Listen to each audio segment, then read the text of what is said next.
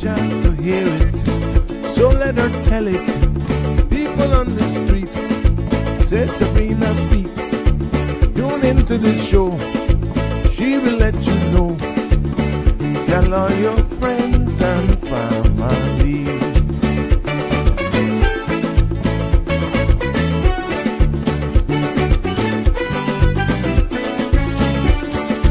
Real talk is no joke. You get the news straight up from grassroots and concerns. You hear some people gone. So tell all your friends to tune in to Good evening, Cayman. I'm Sabrina Turner, and welcome to Sabrina Speaks, your daily dose of clarity, truth, and community insights.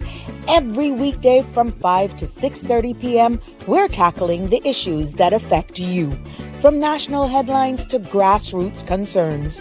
Whether you're in traffic or winding down your day, this is your chance to hear it straight and speak your truth. So buckle up, Cayman. We're not holding back. This is the show. We gotta let you know. Now we got to go.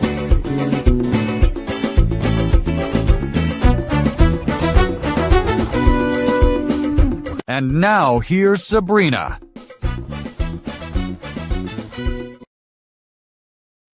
Well, what do you know? Good afternoon, Cayman Islands. Happy holidays. I'm trying to do the bright stuff.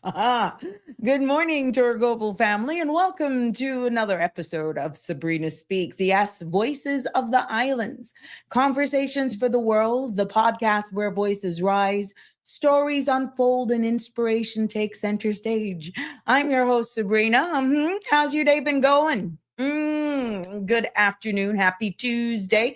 And I thought, as I was preparing for today, I found this. I'm always bumping into these things. These algorithms is something else, let me tell you. But it was so fitting. Again, it says, good afternoon. Life can be understood by looking back, but can only be lived by looking forward. Let that sink in for a little bit. I thought that meant so much to me personally, but it's a pleasure to be here with you again on this beautiful Tuesday. Please call and tell your friends. We are on the home stretch for the immigration series of me and the interpretation. And oh boy, we got a section in here today that's going to probably ruffle some feathers. Yeah, because tomorrow, December 10th, yes, the immigration transition amendment and validation bill will be tabled on the floor of Parliament. Yes, that's when they're meeting tomorrow. And this is a big moment because these clauses, we're going to go through starting from clause 25 today, and we're going to hope we can get through 37, bearing in mind that some of these clauses we have already done, like the transitional clause and all of that sort of stuff. A lot of them we have already done, but these were the bunch in the middle that we actually did not get to. But there's one particular thing about 25 that I think will catch your attention. And you know what? Just let me get to the housekeeping.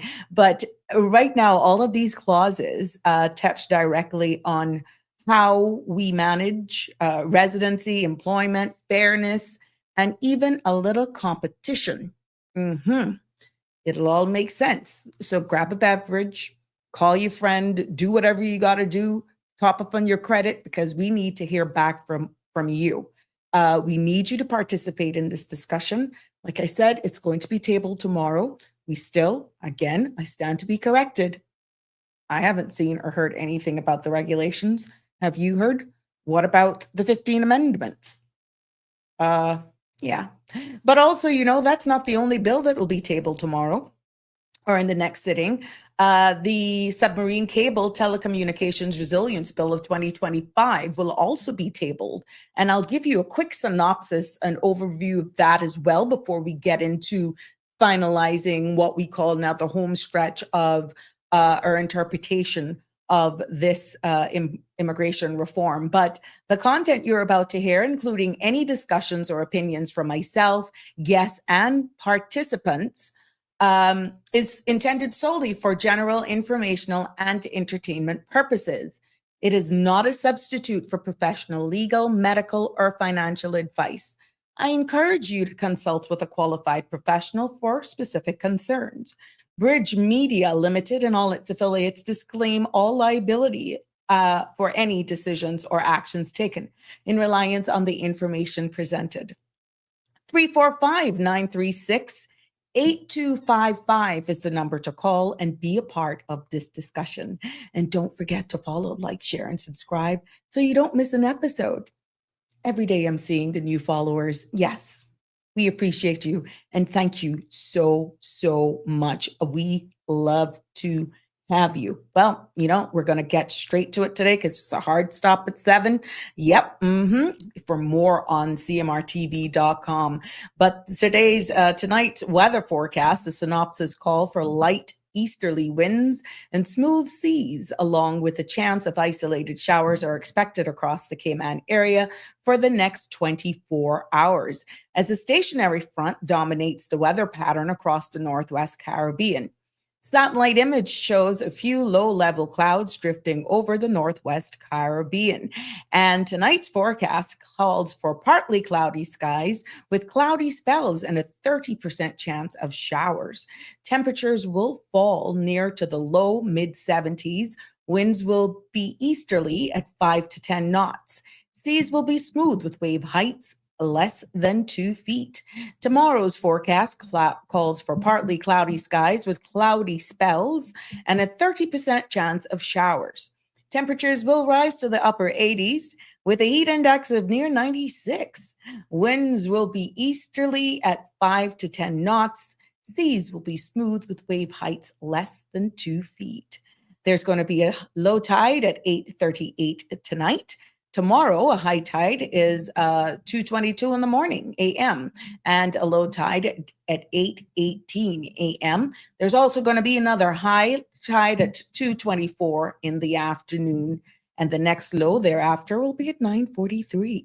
The sun will set this evening at 5:47, and sunrise tomorrow morning will be at 6:49. The sunset again for those lovely evenings with Jimbo. Yes, the sunset tomorrow, just in case you have plans, since you didn't call me yesterday, because I was here. But just in case you have plans for tomorrow, the sunset, Jim, is at 5:47 tomorrow. Now, the outlook is for similar weather conditions through Friday morning, with a significant increase in winds and seas as the pressure gradient tightens over our region. So it looks as though we're going to get some of those nice breeze back. Wow. Let's see who's here, because we got a jam-packed show for you this evening for sure. I didn't see anything, thanks to Facebook. I didn't see anything where birthdays are concerned. So I'm sorry if I overlooked anybody, but I'm still going to do the traditional thing. Happy birthday to anyone who's celebrating a birthday today. We appreciate you. I wish you're having a beautiful day. And for those, I know I got one coming up tomorrow. That's a classmate. We'll give him a shout out when that time comes. Hey, Connie, how are you, my love? Hope you're enjoying the festive season and you're not getting in too much trouble. You're out and about. Today was the only day that I stayed in. I did not go anywhere. I kind of postponed my errands and I did something. I'm glad I didn't go, because my dog Chance, they got groomed today, and of course he was matted. He's just a boy. And so I did the thing. I said, well, darling, we're in the tropics, so give him a summer cut in Christmas. Well, oh dear Jesus, I don't know what's going to happen when the family comes over, but it's as though the dog that left is not the dog that came back. And poor brute. He's like, what the heck did you do, Mom? So yeah, I have to actually look at him totally different. And oh God, he just looks like, oh yeah, it is one of those things. I'll share the picture tomorrow, but yeah, who the family's going to see in a little while is, they're going to be like, what the heck did you do? I did it. Gives me a reason to dress him up in his Christmas outfit. So I didn't go anywhere today. I just finished doing all of my tidying and getting the house how I want it to be. And I'm hoping that you're doing the same, and you're going out buying all of your Christmas gifts or getting ready for your staff party, because I know a lot of that is happening as well. But yeah, Connie, just don't get in too much trouble. Hey, Damien, how you doing? Good evening to you, my love. Marshall, good evening to you as well. 4480. Whatever that is in English, but I gotta big you up. Thank you for tuning in. Thank you. 4816 as well. And 3795. You are going to be treated with lots of love. And you. That's so therapeutic. Hey, Jimbo. Hello to you, Sabrina, Connie, too, and to all your amazing listeners. I may not agree with everyone, but isn't that great that we don't have to? We're individuals for reasons, thankful, grateful, and blessed. That's so profound. Yeah, you're quite right, Jim. You are quite right.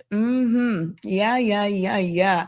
We got some people that has been commenting some weird stuff since yesterday, and it's so therapeutic to just ban them. I don't even give them warnings. It's just click. I just wish that was life sometimes, but hey, it isn't that easy. But it's what we do here in the this podcast world, and I'm not going to tolerate any foolishness. I just banned you. Boom. So you're going to be creating all sorts of images or profiles if you want to come back under a different thing. We are all about respect here, and I'm not going to entertain any foolishness. We agree to disagree, but not when you're just going to come with BS. I'm not going to do it. I'm not even going to give you a warning. I'm just going to ban you. Good evening, Sonia. How you doing, my love? Yeah, I'm not getting into any. Oh, yeah. Yeah, that's what you say now. It's still young. The season is still young. Yeah.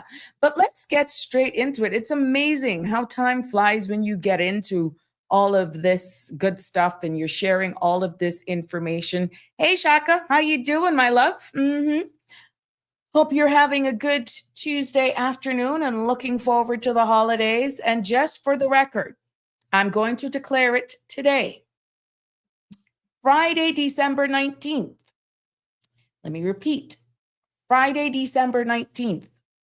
That will be the last episode of Sabrina Speaks before I go off on holiday. I don't want to hear it. Yeah. So that will be the Friday, the 19th episode. I'm going to take some days off just to get in some more trouble and to hang with some friends. Not to say that you guys aren't gems, but Yep, I knew it. But great things are in store. And you know what? Guess what? It's only like 2 days before the holidays anyhow, 2 or 3 days, including the weekend. I could get in a lot of trouble between then. Oh yeah. But don't worry, I'll be posting stuff. And yeah, that's the joy of being a podcaster. I'm quite sure we will find some content to definitely be filling the space here so that you're not bored. That's the power of key things. Now, hold on. The flexibility, though, is that if anything major comes about, I have the flexibility of still coming back on, but I'm not going to make any promises. That's good to actually have that amount of flexibility. So, so I'm just going to declare it so I don't get all sorts of messages. Where are you today? Where are you? What's happening? No Sabrina Speaks. I'm telling you from now. So, oh, you will survive, Shaka Zulu. Coming from you, that means the world.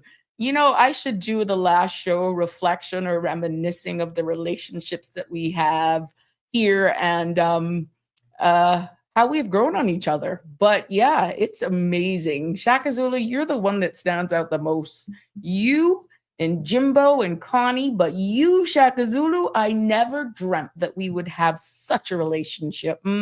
Even Cameron, Even Cameron has warmed up to me now. Oh my God. But I actually laugh at it, and it just goes to show you the power of just taking time and getting to know people. And even though I still don't know you guys, because this is virtual, it's amazing the strengths and the relationships that we can build just virtually.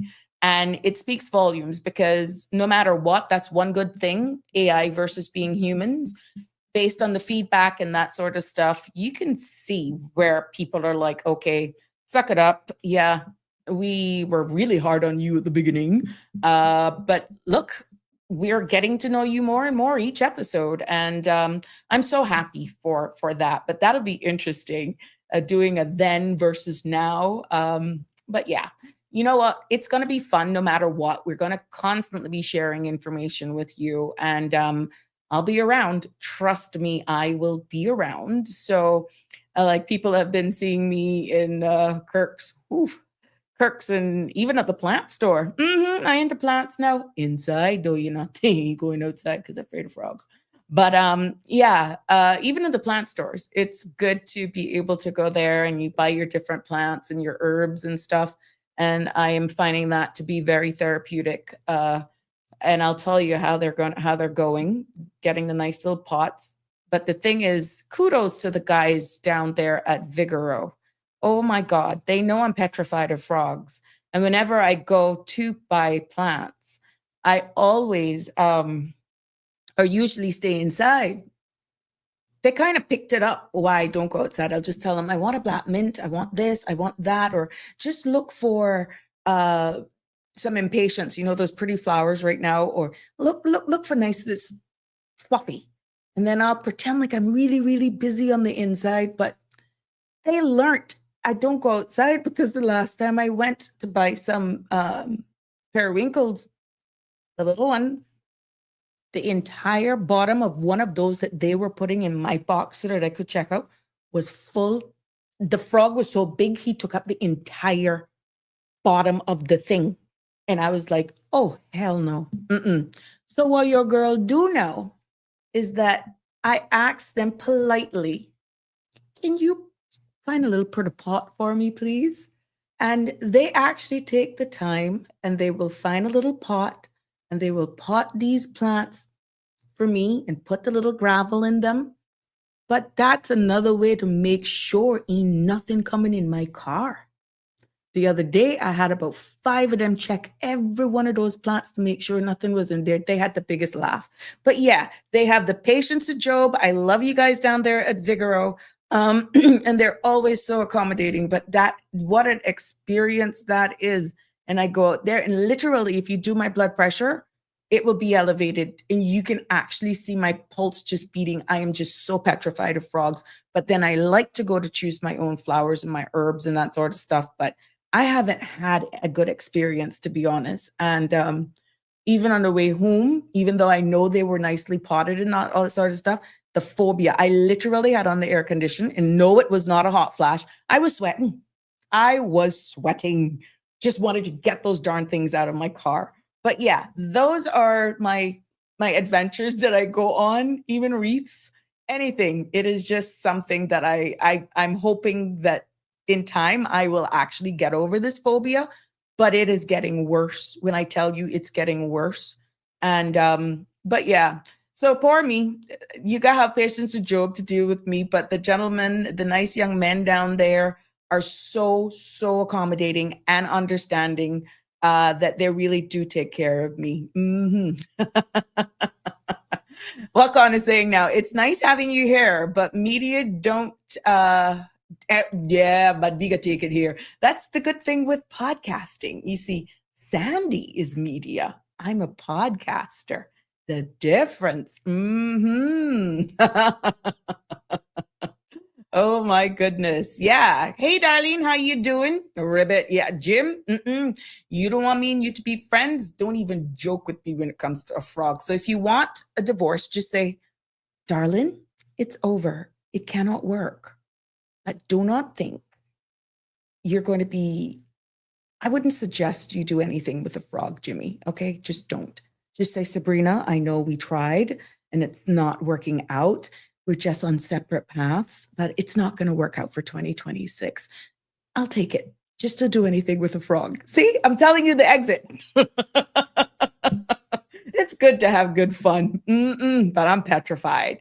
Hey, Miss Lucille in the UK, how you doing? It's good to have you with us. Blessings to you always, my love. That's my to-go-to. Oh, Connie, they got, who it is? Another one I saw on Facebook. They got orchids too. Yes, beautiful ones. Connie, loaded, and succulents. They got the little succulent ones. They look like they just came in trays and trays of succulent plants. And I saw a Christmas cactus. Is it a Christmas cactus? Yeah. My cousin showed me that. Beautiful, beautiful. Yeah, but they got in shipment. So for all of you plant lovers, unsolicited plug for Vigoro, and that's at both locations. But they got some really, really nice plants in, I must say. But the succulents, and I saw orchids too, Connie. Yeah. Plants are my life. Like I'm raking the gravel. Really? Aw, thank you so much. It's therapeutic. Your alimony is expensive. I think you want to be, oh, nice. Okay. Well, I guess this is one of those things, Jimmo, when you say cheaper to keep her. You will need to send them a bill for advertising now. Well, you know what? They says, I believe in just speaking the truth. And they really do take good care of me, I must say, Dodeni. But I think blessings will come in time anyhow, no matter what. But yeah, it is what it is. But they got some really good stuff down there. But the guys really, they have a special place in my heart because they really do take care of me.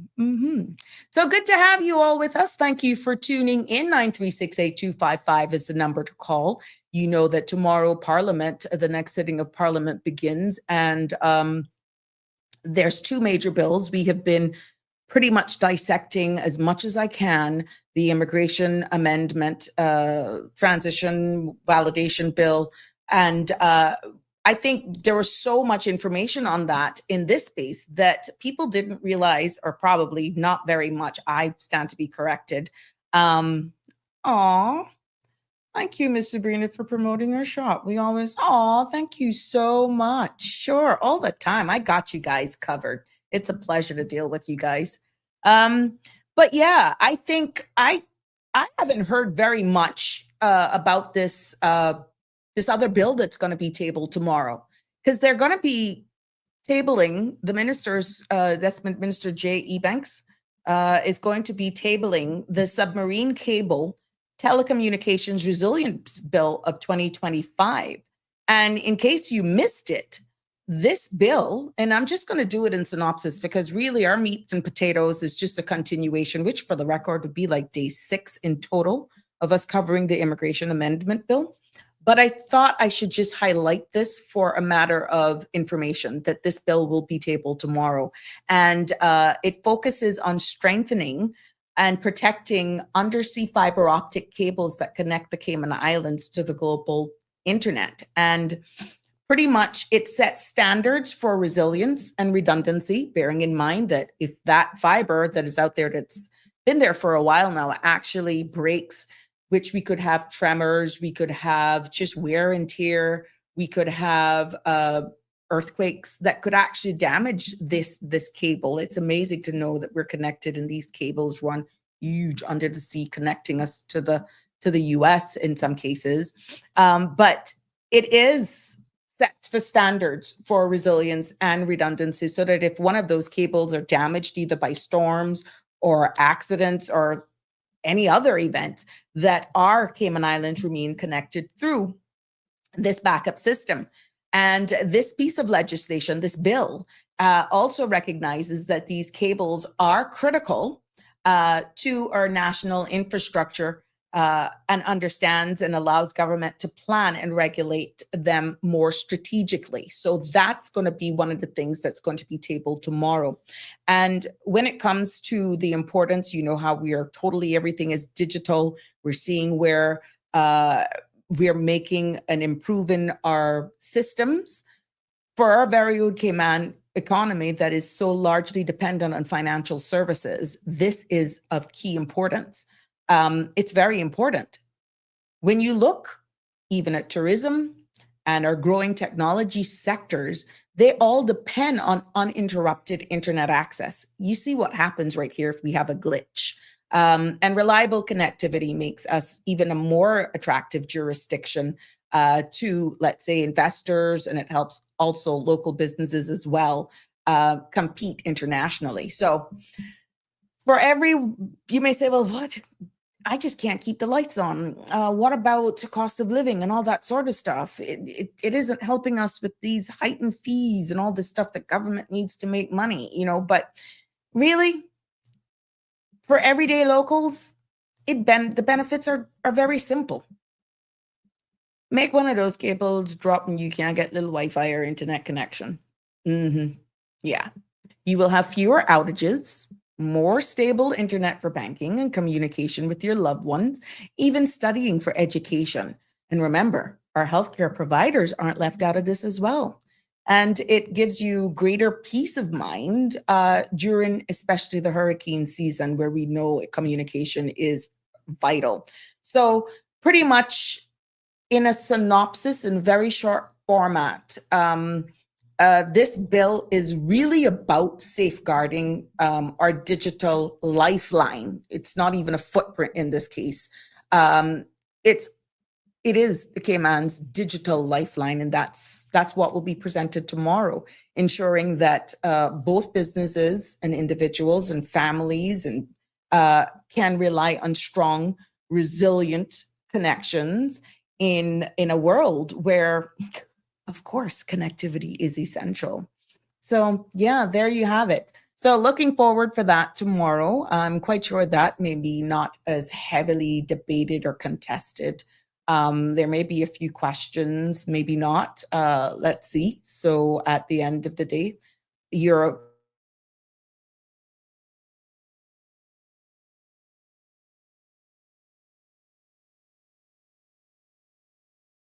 happened. We glitched. There we go. See, no connectivity there. I don't know what you saw on your end.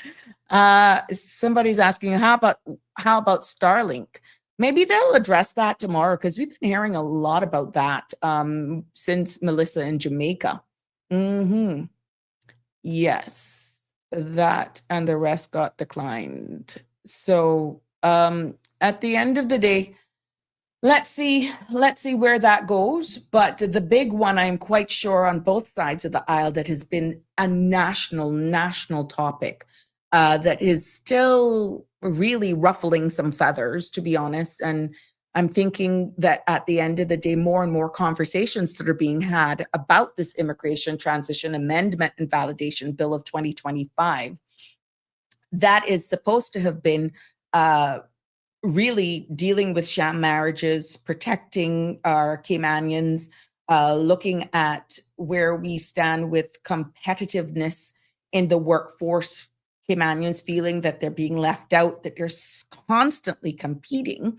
And what this was supposed to do was introduce several changes intended to exactly modernizing immigration law. And a part of these clauses, because we've gone through some of them already, it dealt with even job hopping amongst expatriate workers.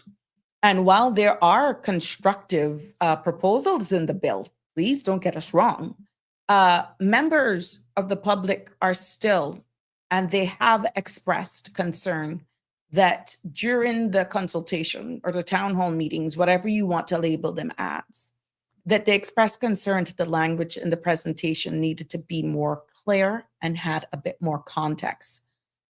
I think this is becoming to make its head based on how it has been conducted here on this format. And when other persons actually engage on other, let's say, shows, I can only speak for here, But it is more that the clauses should have been explained a little bit more. And that, when you look at even one of the clauses that I'm about to get into, it makes it explicit, makes it clear, embeds it into the law right now that non-Caymanian civil servants, listen to what I'm about to say, non-Caymanian civil servants may now take on part-time work in the private sector while on a contract for government. You heard what I said? I did not misspeak. That's one of the changes now that will be embedded in this principal law. And I'm getting from some Caymanians that this view is weakening protections and not strengthening it for locals, understanding that we're still low in numbers. But some have gone as far as saying that particular amendment is a slap in the face. But hello? Let's get into it, because this is not me. This is what the clause is saying, is amending, and I will break it down and I will put the image on the screen so that you will see what the clause is saying. And I will break it down and compare what the clause is saying, what the current law is saying, and we can all dissect it, because there are also realities into this. But some of you may feel like, oh my God, well, they working for government. Now you mean to tell me that even when they're on a government contract, they can now come out and work private sector and still compete in jobs that we are already out here struggling? They can now double dip. Hold on, let's go through it. Hold your thoughts, but you are invited to weigh in on this. You are invited to weigh in on this clause, because this is going to be tabled tomorrow. What I'm about to put on the screen now would be the clauses of the amendment that is being proposed, the recommendation that the government is now recommending, okay? This is clause 25, and you can see it in the middle of the screen. And it's amending, and I will show you clause 55 as well of the current law. I will, why would that be allowed? Why would that be allowed to double dip? As a question, why would government allow it? Or a little bit more complex context, Shaka Zulu, just for thing. But let me go into it first. Let me go into it first. So here you have the clause of section 25 that amends section 55 of the Principal Act to make it clear that persons employed as civil servants may carry on gainful occupation in the islands, including gainful occupation in respect of any restricted area of employment. That is what the recommendation is being put forward to amend the current section 55 of the law right now, and I will read that. So clause 25 is what the government is recommending, that they change the current law so that persons employed, non-Caymanians employed, civil servants may actually work in the Cayman Islands, and including gainful occupation in respect of any respected area of employment. Now, let me break that down in plain English for you, because here is section 55 of what the current law says, okay? Right now, under this current law that is now on the screen, that is the Immigration Transition Act of 2022 revision. Only certain categories of people can legally work in the Cayman Islands under the current law. Now, this includes Caymanians, permanent residents with right to work, people with residence and employment rights certificates, and those who have valid work permits. Now, when it comes to restricted areas of employment, meaning jobs reserved, I wouldn't even say reserved, but predominantly that you'd find a lot of locals working in, mainly Caymanians, the law is even stricter, meaning this law, the old law, the current law is even stricter because only Caymanians pretty much, and they're saved by, and permanent residents, parents of children of Caymanians, they were giving preferential. We've never had really an occupational list where it carved out certain jobs anyhow for Caymanians. But what I'm saying is certain positions, you would really make sure that Caymanians are available. And we have seen those industries, right? From HR to IT and certain positions, they said local services are available or Caymanians are available. So what the current law really says, this current law now, not what is being proposed, is that this current law sets out a tight list of who can work. And civil servants or government employees are not explicitly mentioned as having the right to take on other jobs. That's what the current law is saying, okay? Civil servants or government employees right now, non-Caymanian persons under the current law are not mentioned as having the right to work in other jobs whilst being on a contract. Now, under this proposed legislation of section clause 25, it adds a clear statement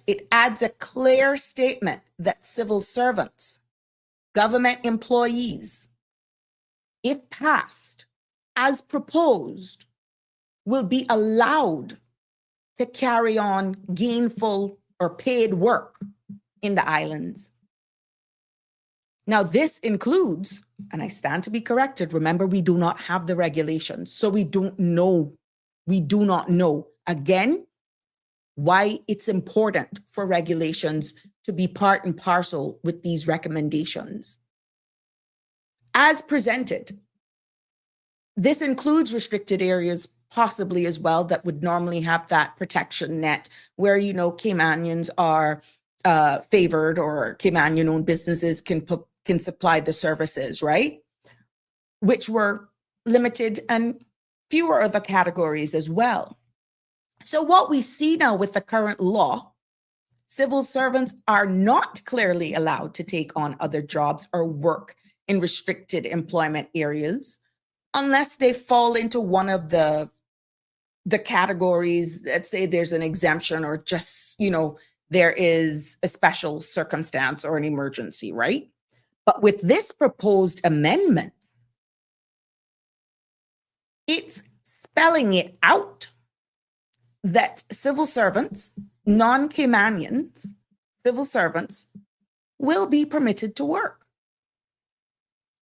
Even in jobs that were pretty much, they can compete for any position.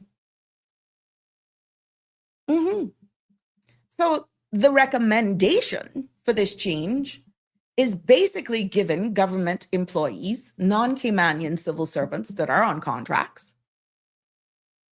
Some, well, you would say they're embedding it into law now, making it crystal clear that they can legally hold jobs or do business in the Cayman Islands, including some areas that were tightly protected by our locals.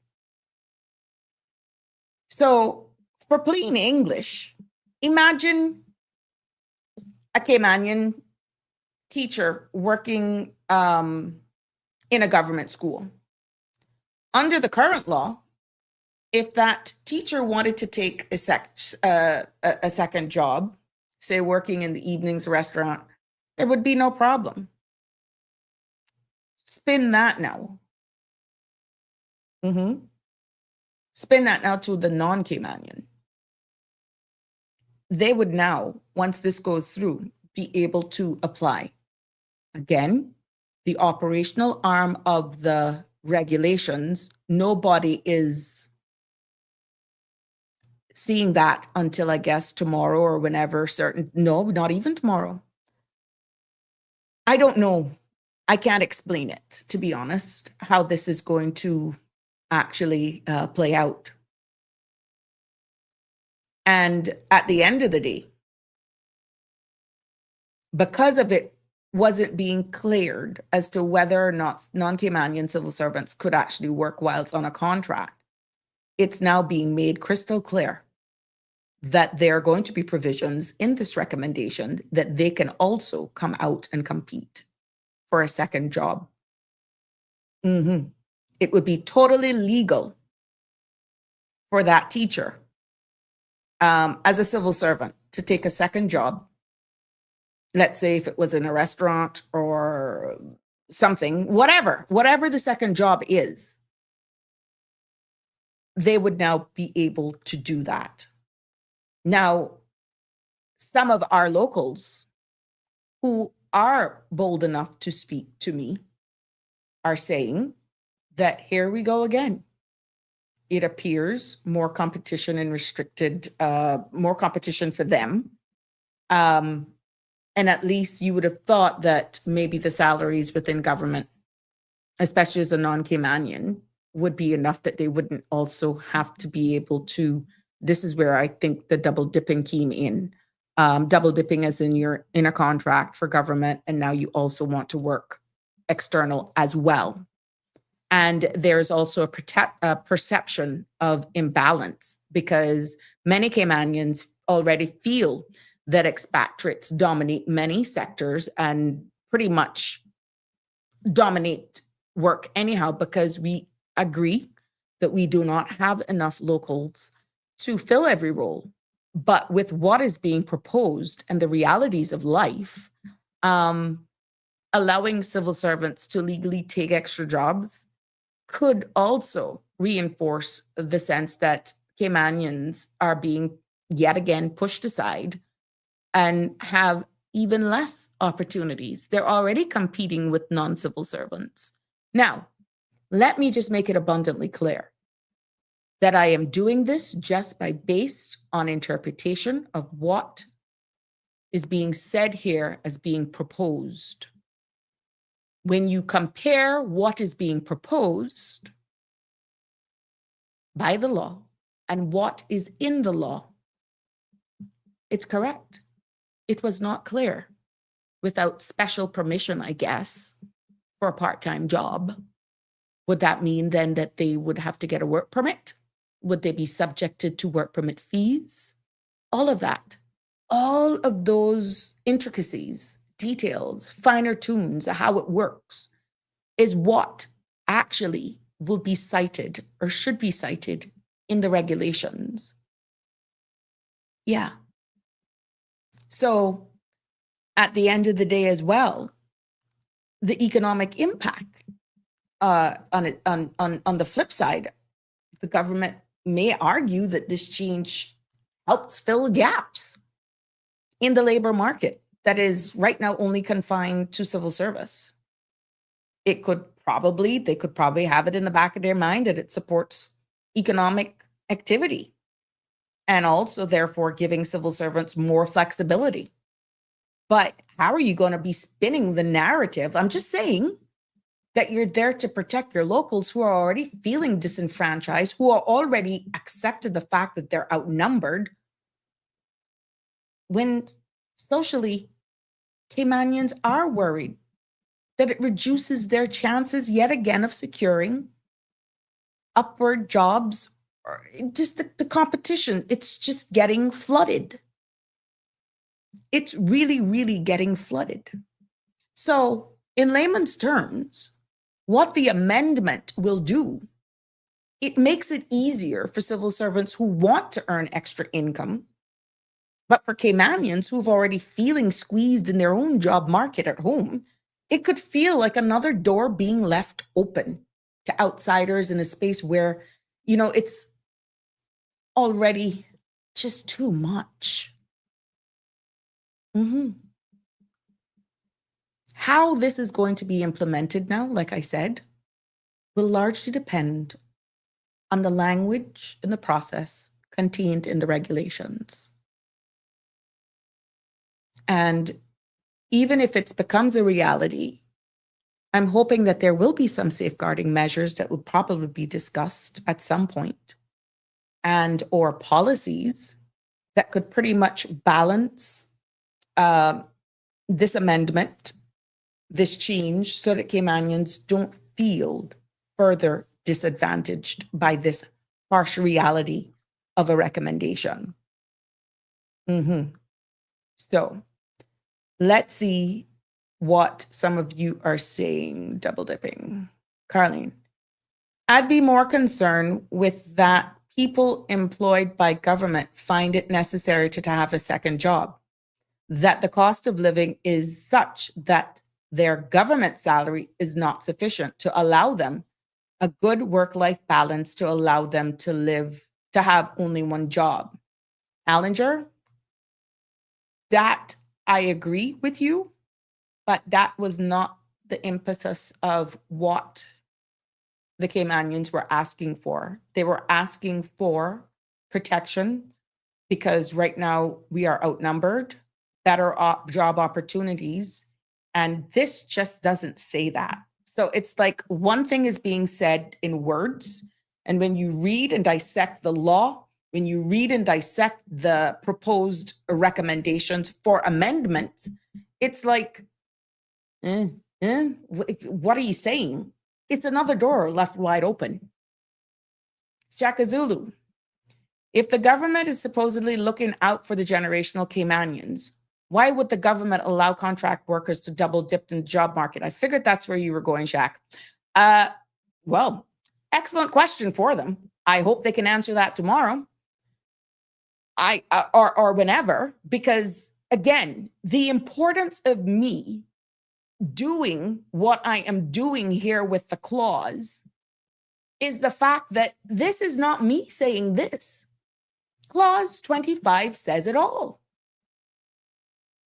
It amends Section 55 of the Principal Act to make it clear that persons employed as civil servants may carry on gainful occupation in the islands, including gainful occupation in respect of any restricted area of employment. That is leaving it open that should we have a occupational priorities list that is saved for Caymanians only or permanent residents only, this recommendation automatically exempts them from that. That's what's being recommended. It's making it abundantly clear that should there be, in the short term or long term, certain positions are earmarked for Caymanians only, they would be exempted. 936-8255 to weigh in on this, should you feel the need to. Darlene McKenzie, how you doing? Good evening, my love. Best government in history. None of them know better than Honorable McKeeva Bush. Barbara G, good evening. How are you? Hope you're continuing on your men. Lavana and Dawn, I hope you guys are good. Carrie, well, that is just more Deputy Governor SHIT. He's stuffing down our throats. Nothing at all about safety of tenure for natives. So the Deputy Governor will screw us even further. Wow, that is wrong. But prosecutors in the DOP are working privately in law firms. Genocide. Oh, it's a genocide for us. Guys, we have asked, you know what, let me just continue. Let me just continue with some of the things, because that's real. That's real. I'm hoping, let me, before I give the synopsis of what that is, because I know that's a lot for you all to palate this evening, because it's there. And we're on the eve of when this particular legislation will be, or supposedly, tabled to go before the House.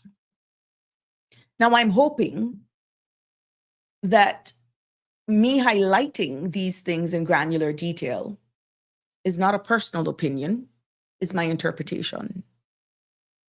But the mere fact that I'm getting this type of response, it clearly states that this particular clause was not one of those that were explained in layman's term for what it means, seeing it on all sides, right?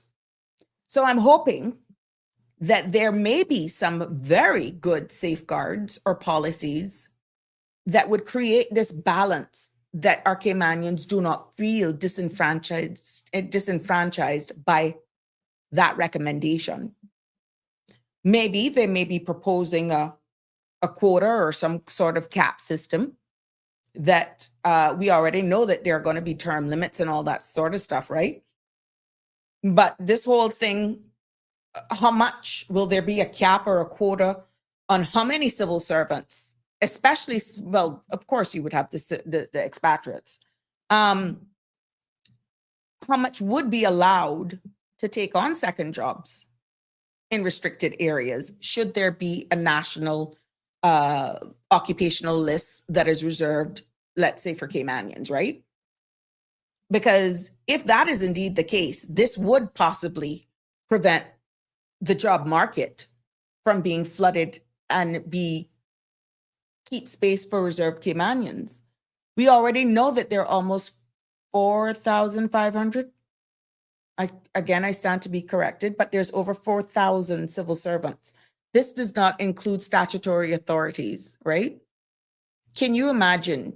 We do not know how to extrapolate those from the Caymanians, from the spouse of Caymanians, from the PR holders. We would need, again, data, information to really find out how many expatriate workers that doesn't have PR, isn't married to Caymanian, and Caymanians to be removed from that total number. And that's the risk. If this is just going to be blanket and every non-Caymanian civil servant is now able to come out once and if this law is passed as proposed, you're also going to be competing with every one of those.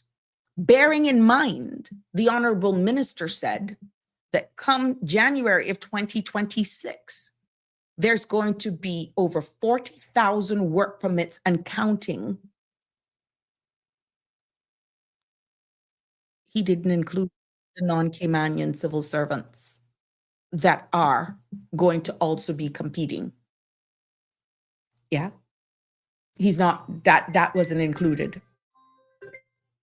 Good evening, Colin. You're live. What's on your mind? Hi, good evening, Sabrina. It's Kara from the Brack calling to ruffle some feathers. How are you? I'm good. I'll keep it clean. I'll try. Well, you had me. Anyway. I was spelling it. I didn't call it. I was spelling it. That's okay. I understand. That's fine. I'm okay with calling them big pound words. No problem for me.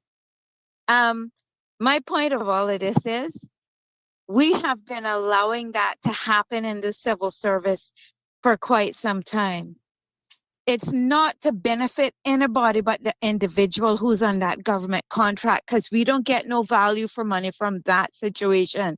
So what we're basically saying is, we're going to hire you on a government contract, pay you a little bit of money, not enough for your worth. But if you find a second job out there, we will grant you the permission to go and do that second job, regardless of what it is. You can put in a half a day with us and get the same pay. That's basically what that is saying. And there is the competition further. We're in so much competition for a job in our country, and it's pathetic. It's nothing shy of genocide. We have to compete with thousands every month who's on that 10-day grace period in between permits being changed, canceled, whatever. You get that 10 days to walk around this country. We got to compete with thousands of them every week in this country. Now we're going to compete with another bunch of people from the civil service who you think the private sector is going to favor. They're working in the government. If I get them a job, You get they're it. going to fuel my situation out here for me, help me get my things passed faster, and so Oh on and my so God. forth.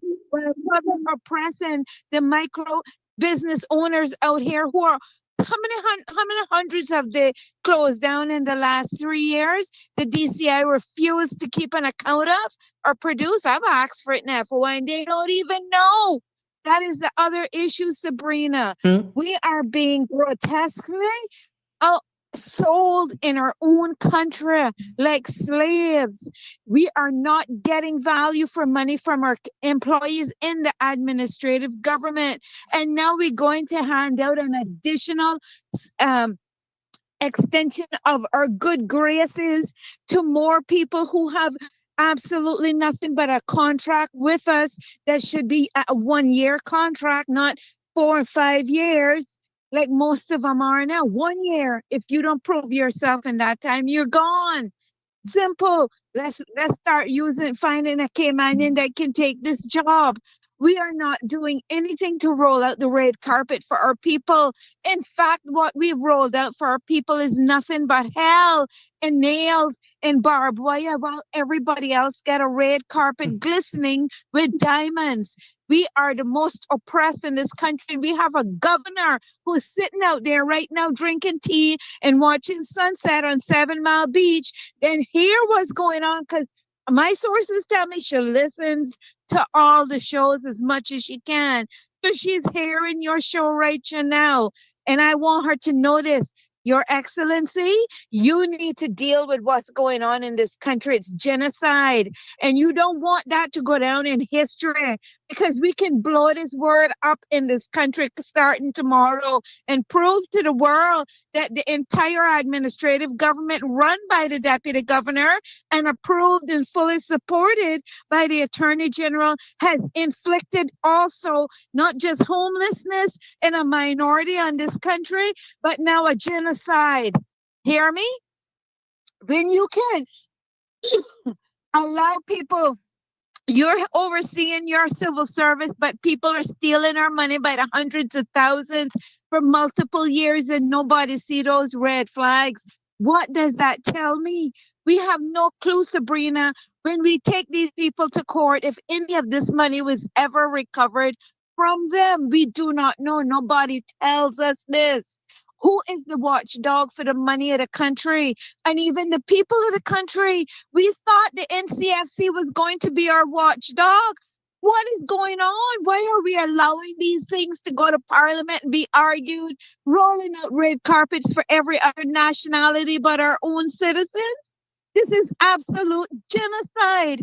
And I'm not going to say it's not that. It is that. And I want everybody to go and look it up, see what the meaning of it is, and see if that's not what's happening in this country. And those of you sitting down watching it and seeing it and afraid to speak up, remember, majority is what kills minority. Okay? And we are right now feeling that when it comes to the numbers in our country. But those of us who still rise up and go against all of this stuff that is genocide, what are you going to do to all of us at once? They can't do nothing to all of us at once. We need to take out our flashlights, turn them on high, shine the light on all the corruption in this country that our administrative government has dished out to us and is dishing out to us repeatedly every day, cutting our throats. Because that entire thing is a cutthroat right there now, Sabrina. They're putting legislation into enacting legislation once they go to Parliament and debate this. I want to hear, what is the PPM going to say about it? The opposition. Are they supporting the further cutting our throats? Because they were participating in that as well. When they did the mass TLAPS blanket, those approvals without giving them one restriction on the TLAPS, nothing at all.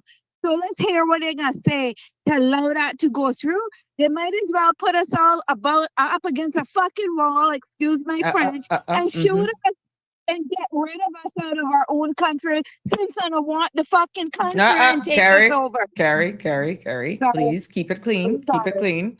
I know it's very emotive, but you know what? Just so you can catch your breath, as I sit here and I hear the pain in your voice and I'm seeing the feedback on the live, how much Caymanians in the past have asked permission to take up a part-time job and has had the door slapped in their face?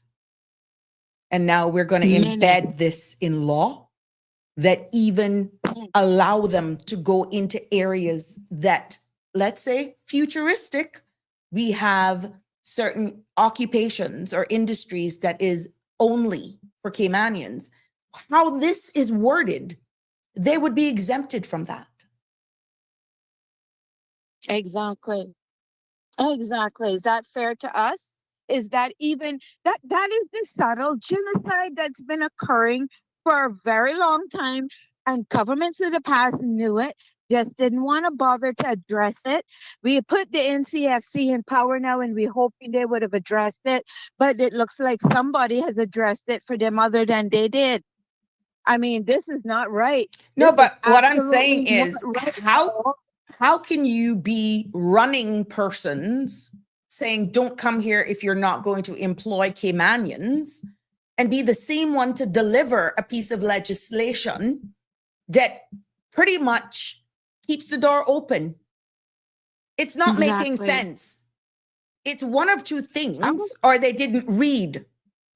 Because if you read line by line each clause and make it make sense, certain things that are being said would not have been said. Exactly. Because you can't on one hand be running people who are going to be paying and then, oh, but here, let's open it up. Let's cut the civil service in half for the sake of this conversation and say we're going to have 2,100 of you out here. You can just go and get part-time jobs. Exactly. And compete for other work. We used to have 5 jobs in our country. We can't even get one anymore.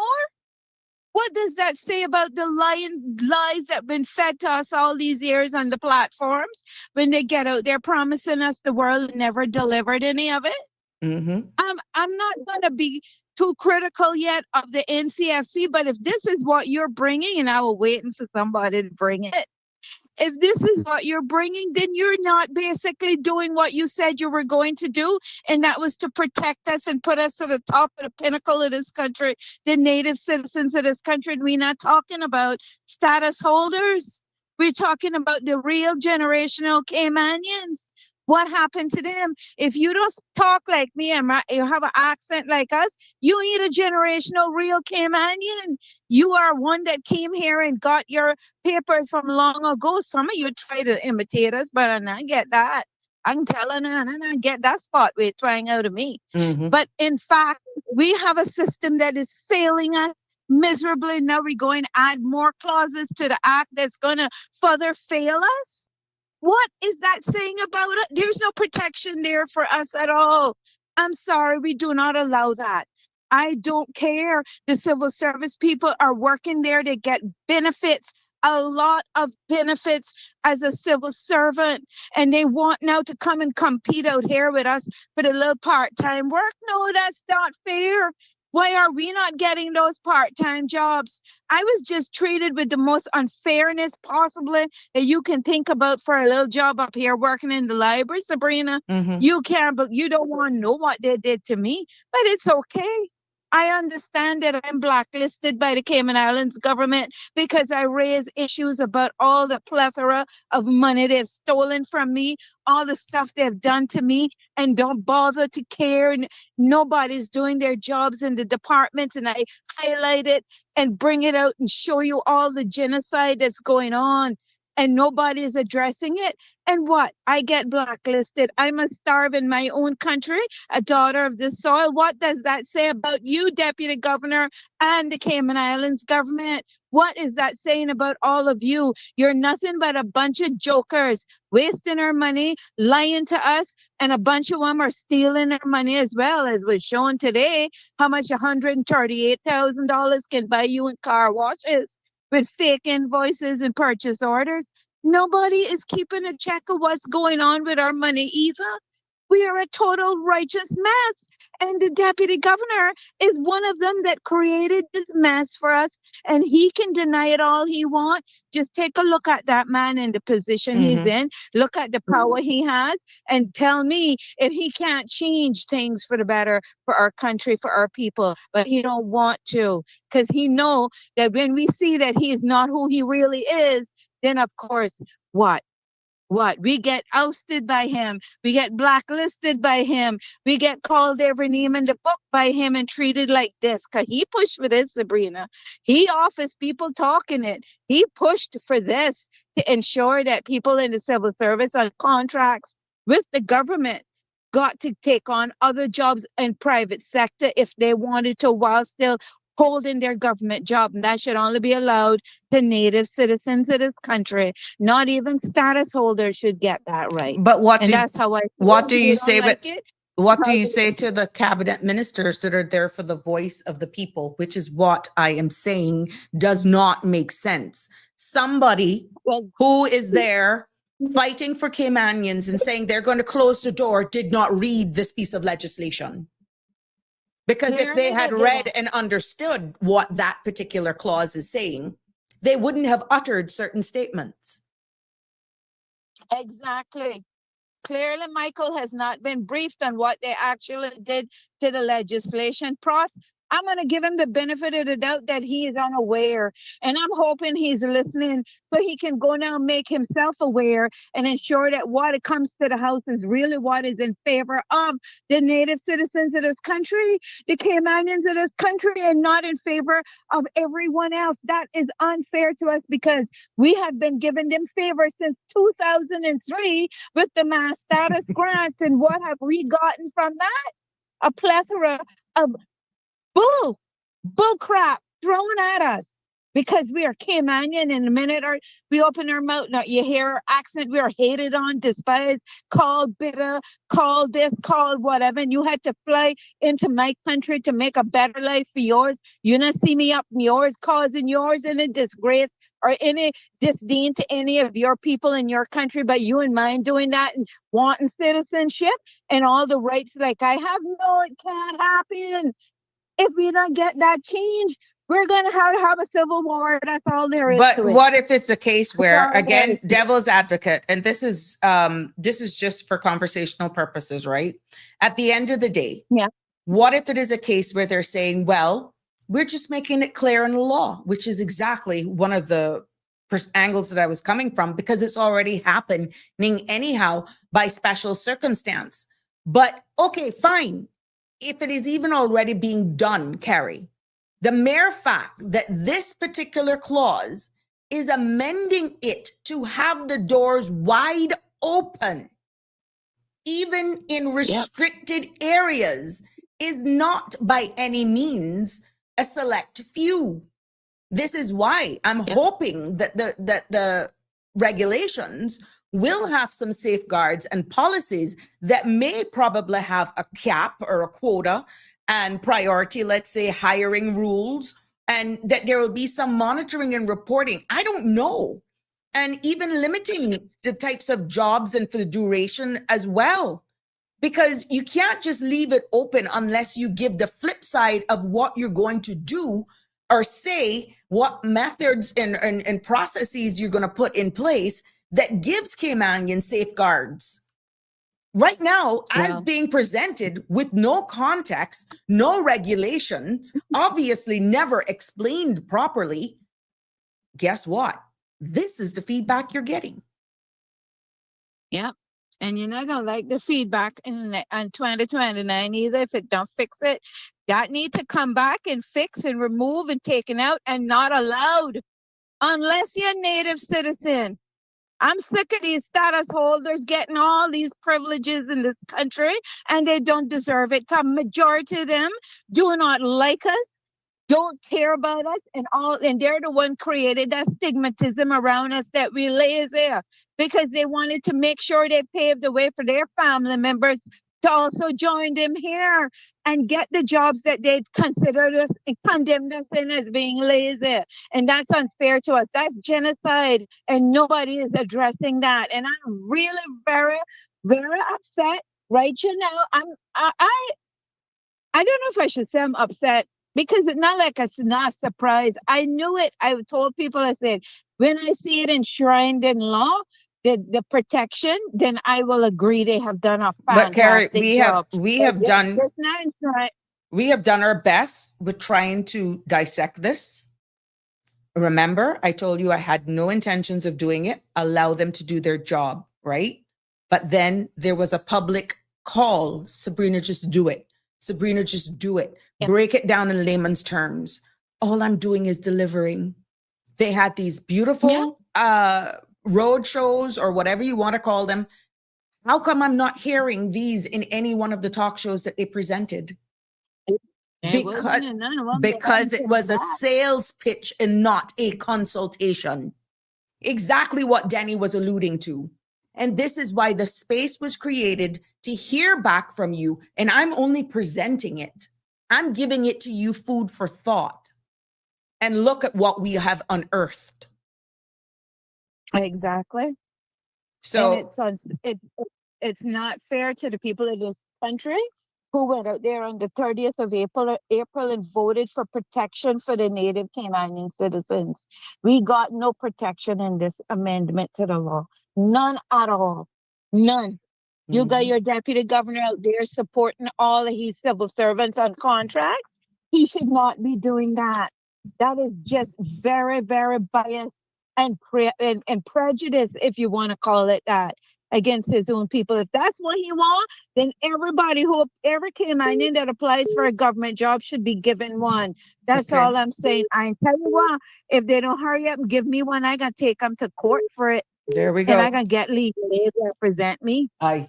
Leave me there. We got another call coming in. Thank you so much for your contribution. Take care. Thank you. Good evening, caller. You're live on Sabrina Speaks. What's on your mind? Yeah, yeah, Sabrina, good evening to you. Hi. Boy, you sound big old pitful again. I try to bring it home. I'm only delivering it. Well, we should all tip our hat off to Mario Rankin and Denny Warren because both of them said that the things that they were going out there was just a show. Mm-hmm. They said it, and Mm-hmm. now we can see Mm-hmm. that's never coming to us. Mm-hmm. And where is the command? We need to do with that what they did when McNeil said that he was going to bring the taxes to the foreigners. Every foreign and Caymanians jumped on the bandwagon. Timber commerce and everybody jumped up and says what he's doing is wrong. And what they may do? Pull it off the table. So to make them pull it back off the table. Well, caller, to be honest with you, there have been calls here and in other forums as well, and I'm hearing there possible some direct representations being made as well to slow the passage of this bill down. Pretty much redo the whole consultation period, allowing time to pretty much expand a little bit more, give better rationale behind the changes to ensure that Caymanians feel adequately protected. We don't know. Well, you need to do. You're going in and out, caller. I think Yes. yeah. I said that's what we need to do. Maybe we need to get a petition going to the government and say no, they're not satisfied. Do you know this is slated to go before the House of Parliament in this sitting, which starts tomorrow. I don't know where it would fall on the agenda, but this is slated to be tabled tomorrow.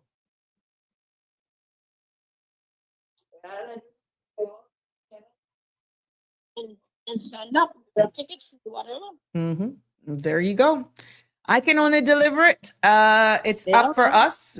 I've created the space, and like you rightfully say, Danny and myself have just been making it as clear as possible, inviting persons to weigh in on it, calling you, inviting persons to reach out to their MPs to say, look, hold it down for a little bit. It's the holidays. What's the rush? It's okay if you want to do a checkbox exercise, but how can you say you're closing the gate and protecting Caymanians when you're putting something like this in law?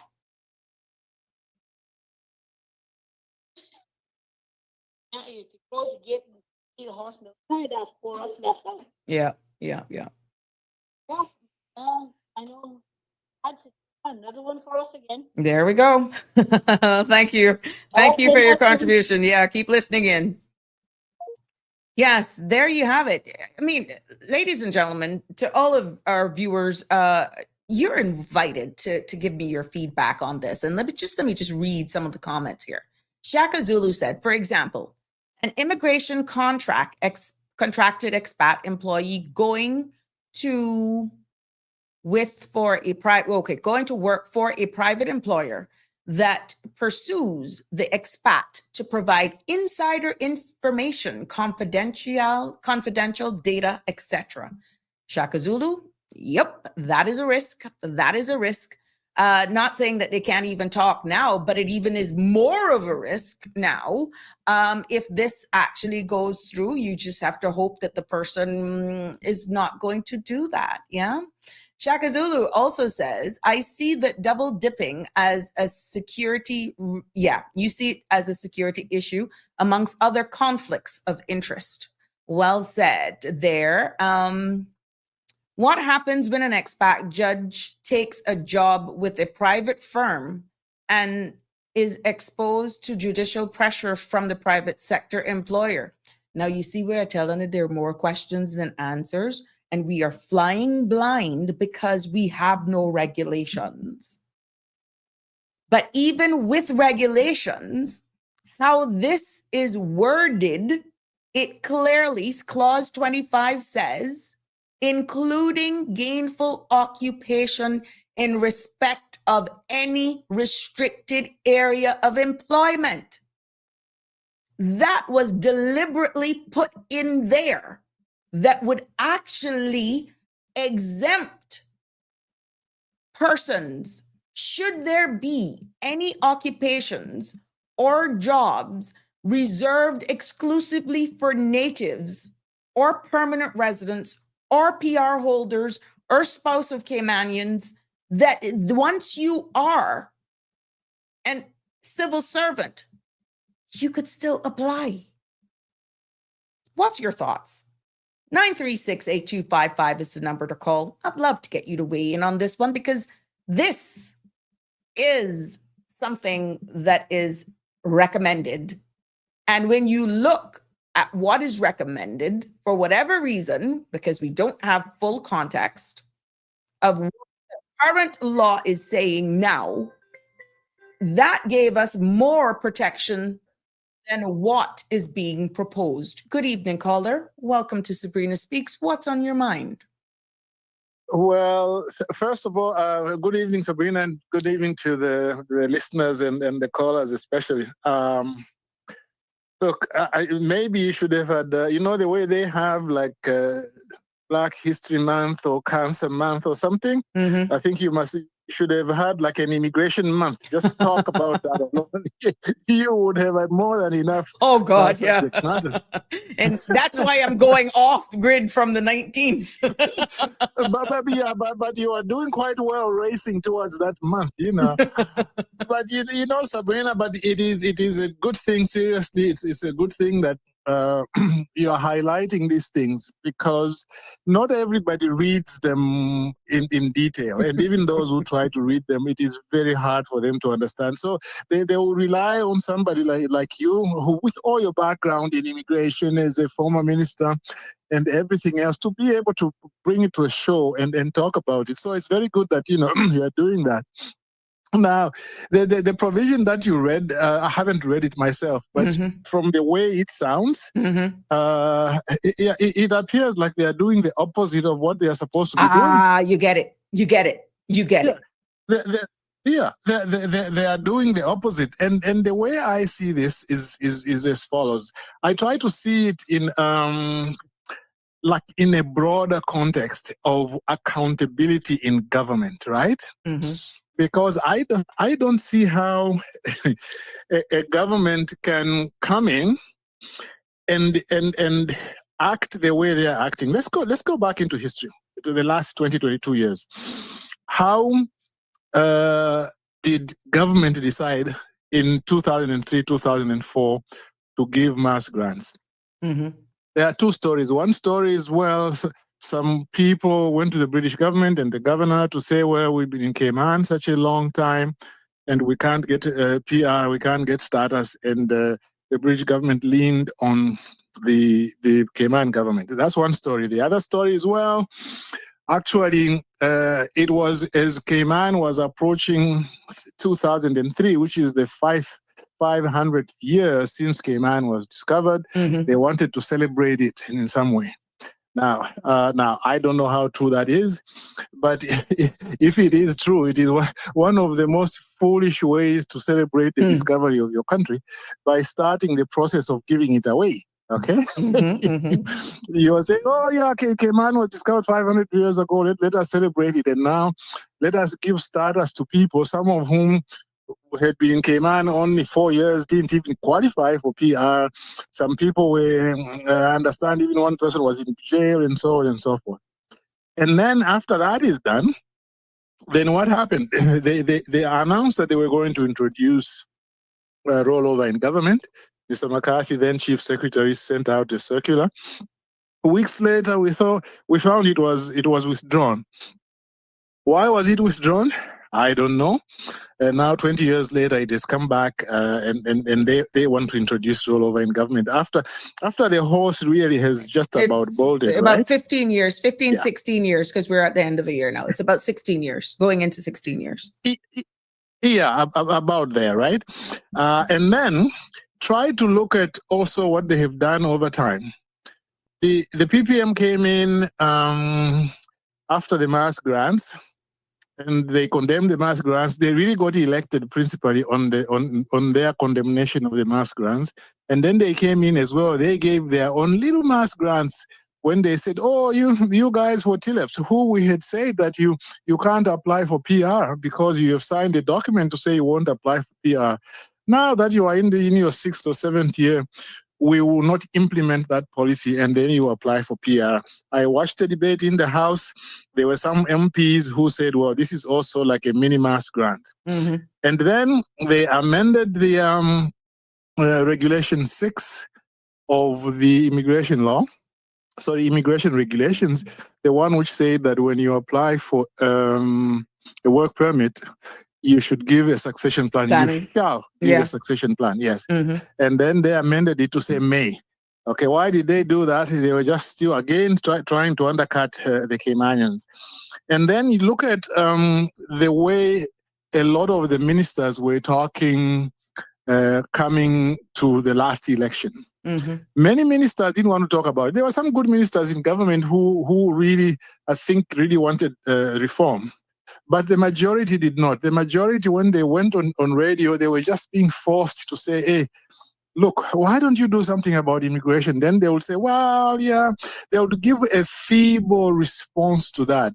Like, yes, I think we need to have immigration reform and so forth. So ultimately, when the new government came in, really they were not committed to real immigration reform. And if you look at the last 20 years, really, there's no government which really has tackled it properly. And even now, what this government is doing, it is just because they were forced to do it. And when you force somebody to do it, then when they do it, they won't do it all the way. They will do it, in a very dishonest way. In my view, I will tell you, I think they are just cheating the people out of. They don't intend to really effect reform, because they have refused to answer questions like, why don't you set a quota? They don't want to talk about that. They don't want to talk about ensuring you don't exceed the net birth rate. By the way, that idea that you should not exceed the net birth rate, that is one which, even if it were to be challenged in a court of law, I think it would really, the government would still succeed, because it is rational, it is proportionate, it is based on, it is based on the preservation of the rights or to self-determination of Caymanians and all that. And then now they want to continue with this by saying, oh, okay, we might look at it again. I think let's do something now. Now, if you accept that, then you are foolish. You are a total fool. Exactly. Because that is what the politicians everywhere do. You see, they tell you, no. Let's look at it carefully. Let's at least do something. Do you know how long it will take before they can do another meaningful reform? Huh. Let me give you an example. You remember the issue about the mortgages? It really came to a head about 2018 when Right. Steve McField and Kenneth Bryan and the others were talking about it. And then they said, okay, no, Kenneth Bryan actually was going to bring a motion to the House to say that there should be a parliamentary committee to look at protection for Caymanians for mortgages, and that within 6 months it should report back to the House. And somehow in there, the motion eventually wasn't brought. Why? Because there are people who were saying, no, let's do it by self-supervision. Now, the reason I bring that in is because it is only now that there is a bill now which they say has been prepared to go to the Legislative Assembly. How long ago is that? This is now 7 years after. Okay? 7 years after. Why? Because they were just buying time. They didn't want to reform. Who are the issue. they? Who's buying time when you've heard Caymanians? The government. The operational arm or the elected arm?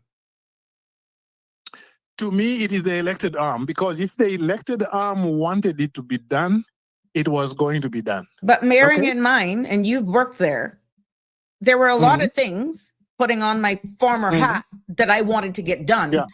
And there just was no bandwidth in order to bring it over the finish line in a timely manner. So I can see where that's not always the case. Yes, I mean, look, to me, at the end of the day, it's a loss of trust. Okay. It's a loss of trust, because you see, this is a problem when you lose trust. It's a little bit like crying wolf, right? I mean, sometimes you cry, maybe the wolf is coming, it's not coming. So the time when you cry, when the wolf is really coming, nobody's going to help. So I don't know if it's the best analogy, but basically what I'm trying to say is that once, as a government, you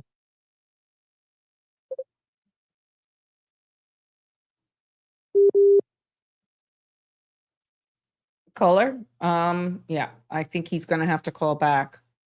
But hello, caller, are you back? I think he got a call. But there you have it from the caller. 936-8255 is the number to call. 345-936-8255 is the number to call to join in on this conversation. And I'm quite sure we were talking about just before that caller got cut. And Jim, yes, I'm going to give Balika a kaboom on your request. Kaboom! That was in regards to the part where he was talking about celebrating and the status grants were just given. So I'm getting that's what that was for you, that you were asking for a kaboom. For those of you who were intently listening, you may think I'm not listening, but I knew exactly when I saw that come in and what they were saying. Yes, Carrie, he is a wealth of knowledge and puts things into even more perspective, like yourself. And thank you for participating as well. Yep, see, I pay attention. Even though you don't see me look as though I'm listening, I kind of judge it based on what, and yeah, it's just multiple things you have to do. But yeah, I'm just hoping that this evening, with all of you that are listening, that are in tuned, and I know some of you are actually policymakers. I know a lot of you are probably people in that parliament as well that is listening to this and probably didn't see this. And I think the country deserves an explanation as to why this is so explicit, pretty much future-proofing civil servants being able then to also in the future compete with your own Caymanians. And if that is going to remain and you have a valid explanation, I hope the explanation will include some safeguards or policies that will give clear balance so that your own voters, your Caymanians, don't feel further disadvantaged. I am quite sure that there are a number of civil servants in there, Caymanian civil servants, that would either want to open their own business or take second or possibly, second jobs that have been actually questioned or put through the ringer. Now, here again, you have this almost feeling like a slap in the face. Because on one hand, you're saying something, and on the other hand, you're dishing them what? Crap. You have heard it in the people's voices. I'm just delivering it. I am hoping that some of the explanation and the policies that you will put in place will include some sort of quota or cap system.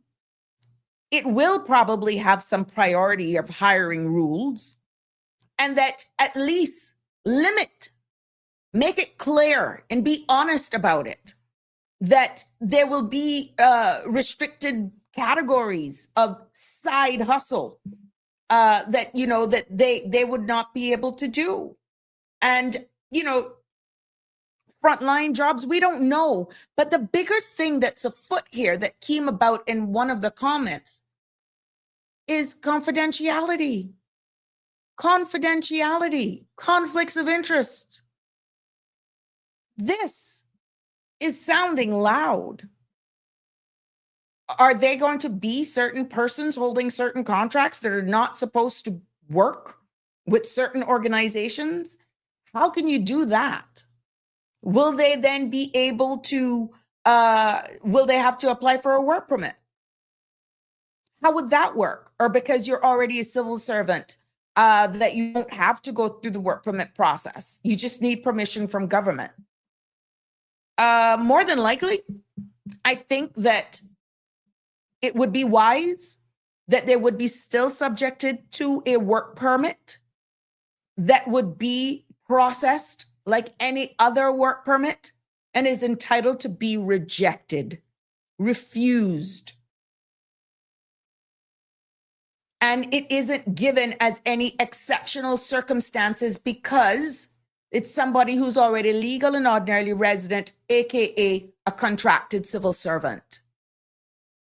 Isn't that the process in order to protect your people? Well, maybe if more context was given, this wouldn't be so bold this evening. I will repeat.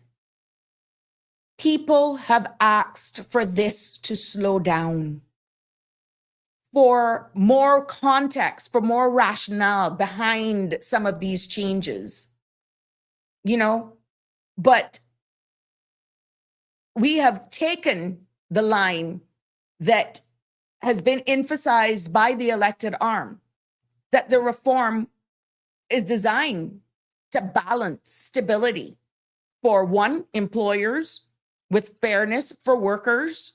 But the debate that we're seeing here is like, it's something else going on. And that is why it is important for clear communication, transparency, honesty at all times. Okay, fine, we're all human beings. If this was a oversight that you didn't realize the impact, or I don't know what type of explanation or justification was given to the caucus in order to make this here. And maybe it was legitimately a case where it has already been done and you just scuffed it off. The problem lies with the end part of the clause. That is where the problem is. It says, including gainful occupation in respect of any restricted areas of employment. Any.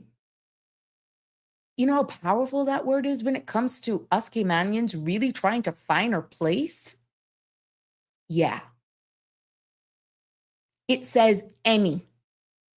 And that, my friends, is a problem. And I feel that you are and you deserve an explanation for more clarity, to be honest with you. You deserve more explanation on that. There's also another clause. I must be saying, what should come of it again? What should find again?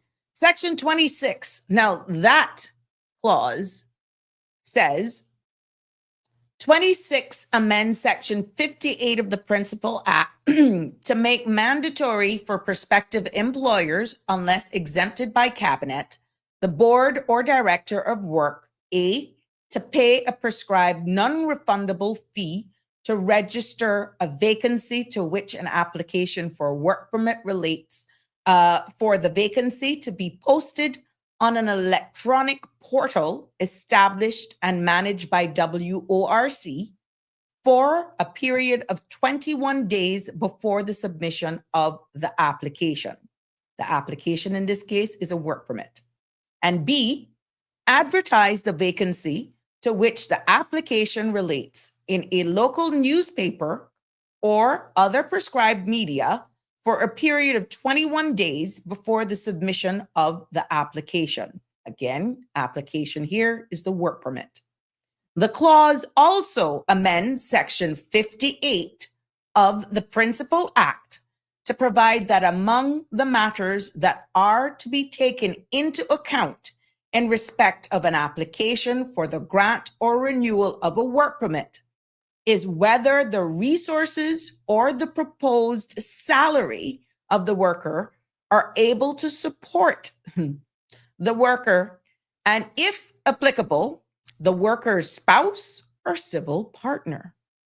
Where there are dependents, it will also take into account whether the resources or the proposed salary meet the prescribed financial standing requirements to be able to support the dependents. I bet you're wondering, did they give anybody that thought to you for what they proposed? That's the amendment to Section 58. Did I save that one now so that you can see Section 58 in its term? That one was so long, I couldn't catch that one. So please just trust me on this one. After what I've read there, that is what's being recommended. Let me take this off because what this is showing is Section 26. Okay. What I just read was what is recommended. And that now, my friend, is amending Section 58 of the current law. And pretty much what Section 58 of the current law is saying in synopsis format is that, oh Lord, there we go. Section 58 of the law, it's huge. No wonder I couldn't get it. 58. Okay, let me try it. That is on page 68 of the current Immigration Transition Act of 2022.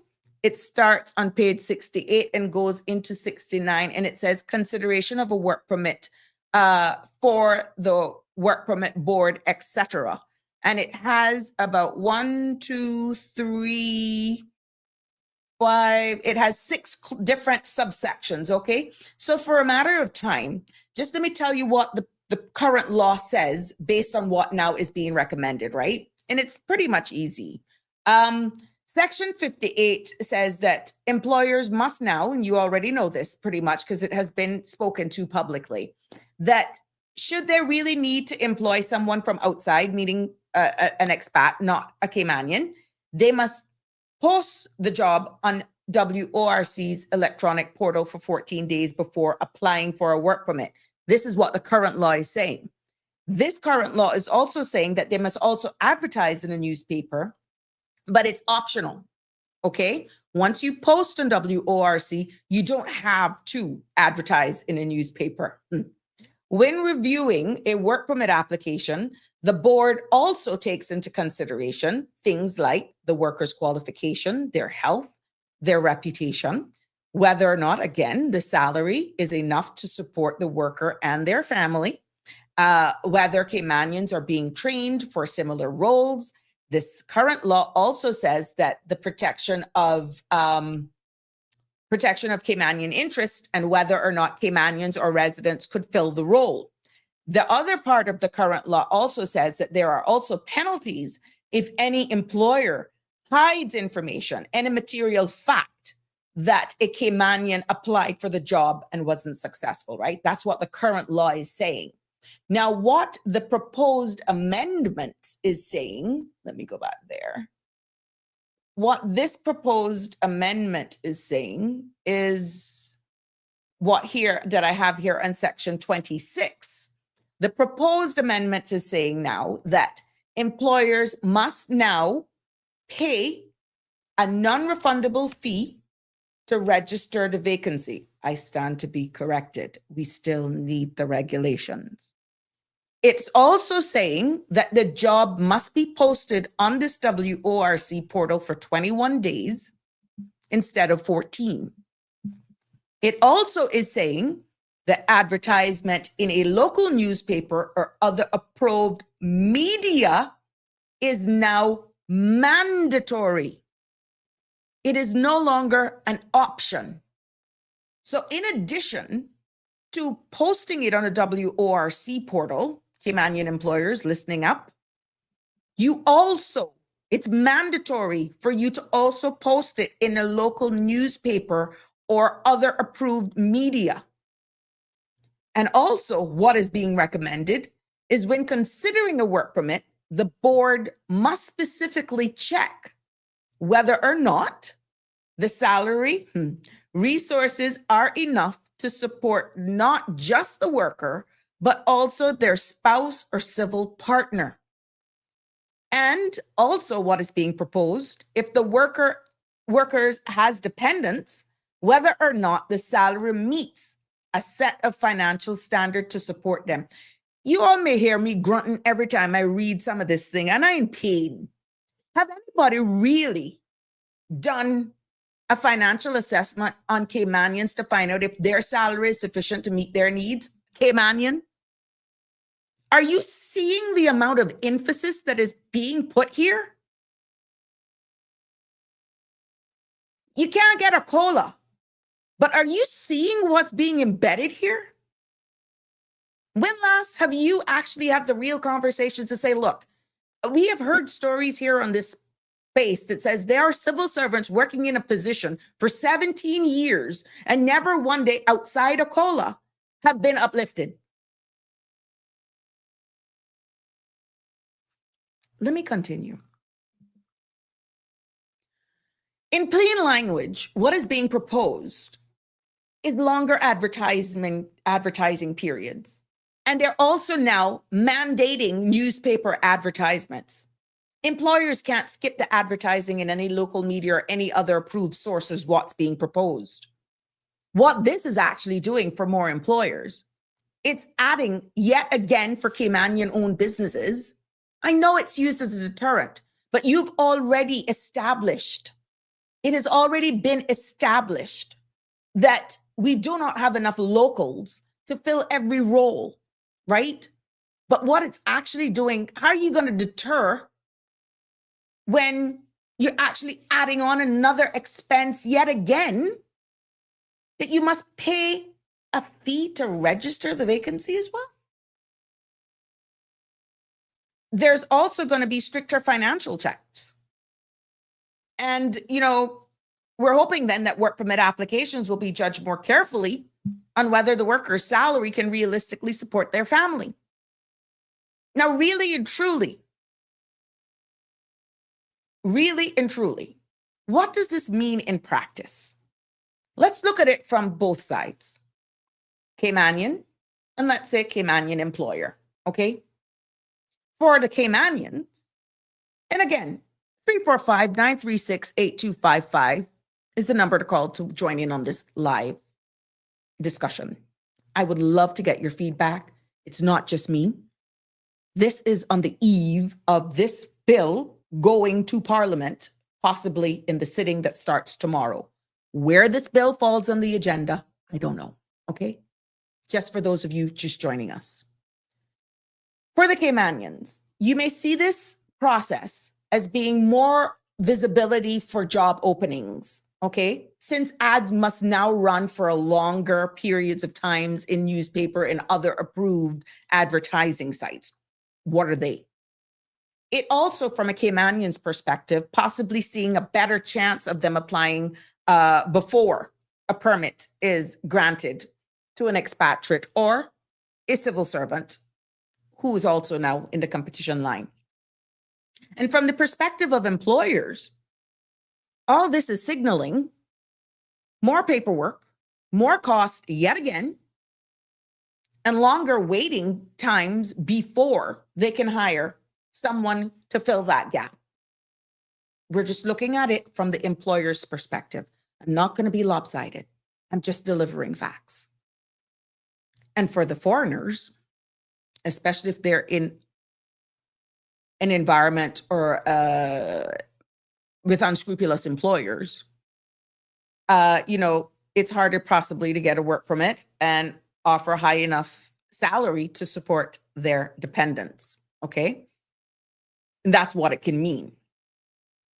Now, I did do a little bit here just to make my explanation a little bit easier for you to digest.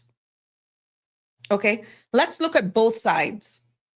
How our very own locals, Caymanians, can feel about these changes and how employers can also look at it. And there you see on your screen, I have some pros and cons, okay, at the end of the day. Now, you may look at it as more protection, yes, for the longer advertising. You will see the whole 21 days now instead of 14. And you're looking now at the mandatory newspaper ads, meaning Caymanians get more time and visibility to apply before, let's say, a work permit is even granted, right? And then you look then at the whole fairness part of it. And I've deliberately put this up here for context, because sometimes when you see the image and you can do the negative sides and you can see the positive sides, right? So you will see where stronger checks on whether expatriates can financially support themselves and their families, and a greater sense of fairness and transparency in the hiring process. The negative sides for the Caymanian workers is that even with the safeguards, employers may still prefer expats if they believe locals lack the skills, and if they feel that the bureaucracy without real enforcement, if employers go through the motions but still hire from overseas. Okay. Now, when you look at it from the employer's perspective, right? These are clearer rules that may help justify hiring overseas when no Caymanian applies or the skill set is adequately available locally. And it's also a positive for the employer where a transparent process protects against, hold on, I'm getting an image here. Let me just top back up this Facebook. My Facebook is giving me a little thing. Boy. Here we go.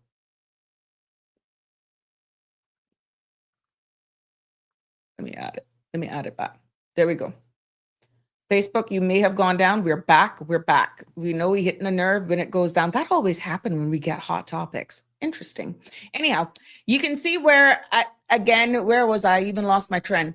Bypassing Caymanians. And then from the Caymanian employer side of things, the positive side of it is financial checks on expatriates and it being able to reduce the risk of workers struggling and needing public assistance. Okay.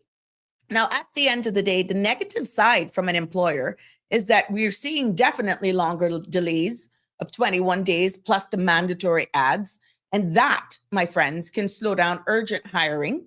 There's an added cost on top of already the other higher fees that are there when there could be legitimately a skill set gap, not adequately enough or inadequate amount of locals in order to do the job.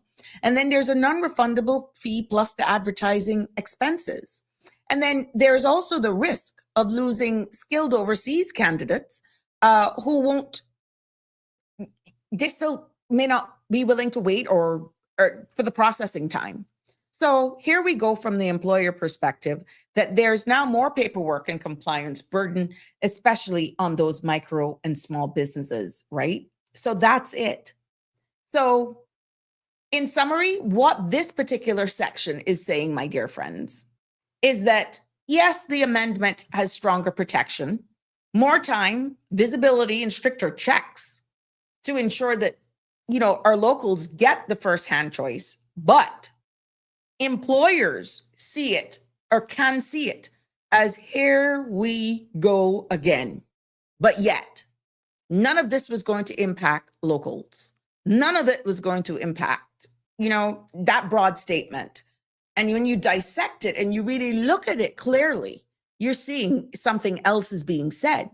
Because from an employer's perspective, from the agreeance or for the revelation of the very own government officials saying, no time soon are the demand for work permits going to go away. Come January of 2026, we're going to have over 40,000 and counting more work permits. Caymanian employers, you're going to be faced with more extra costs, longer delays, and here we go, a risk of losing skilled workers that desperately needed when your contracts could be held up because of a bureaucratic system. Please do not misunderstand what I'm saying. We're not saying that all of this legislation is bad. We're just saying more context was definitely needed. Yes. Connie, what kind of whole heap of confusion this? Oh my God. Added more expense. Yes, Jim, you're quite right. Damian Hendry, all they are going to do is dump the resumes, CVs that they don't want. Posting the advert is just a front. Corruption at the highest level. Yes, that's what is being proposed. However, again, as you've noticed me at many times during any of my episodes, says subject to change. This is just based on interpretation. Without the regulations, Jim, we don't know. Okay, Mia. This is a quick fix to check off the boxes. Mia Lobo also says, why do we have to advertise in a local paper when people do not really read the newspaper? Well, now it's mandatory, so there you go. Maybe you can open up a newspaper business, Caymanians. There you go, and hope you get on that approved list. Mia Lobo further says, we are already advertising with work. It's just making sure that everybody and employers alike get it out there so that no local can say, we did not know. I think it's diversification, but what are your thoughts on diversifying where jobs are available? Do you feel it's best to just go one central location and just have all of the postings there? Or what is being proposed right now, mandatory advertising as well as being posted on WORC? What are your thoughts? I'd like to hear them. Hey, Denver, how are you?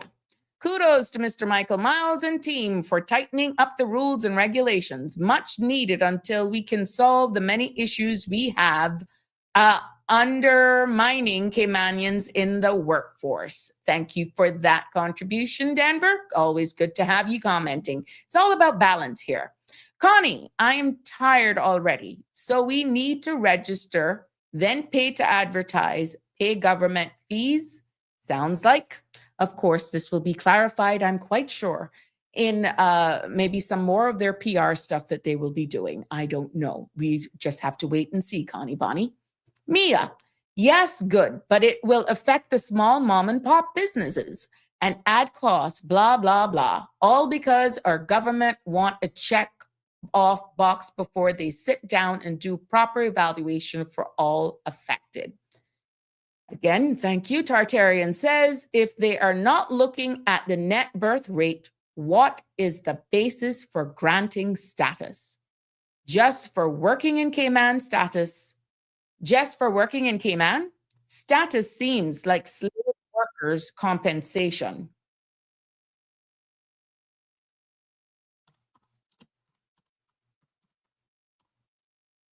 Damien Charles says, sorry, employers who are anti-Caymanian, stigmatization, exploitation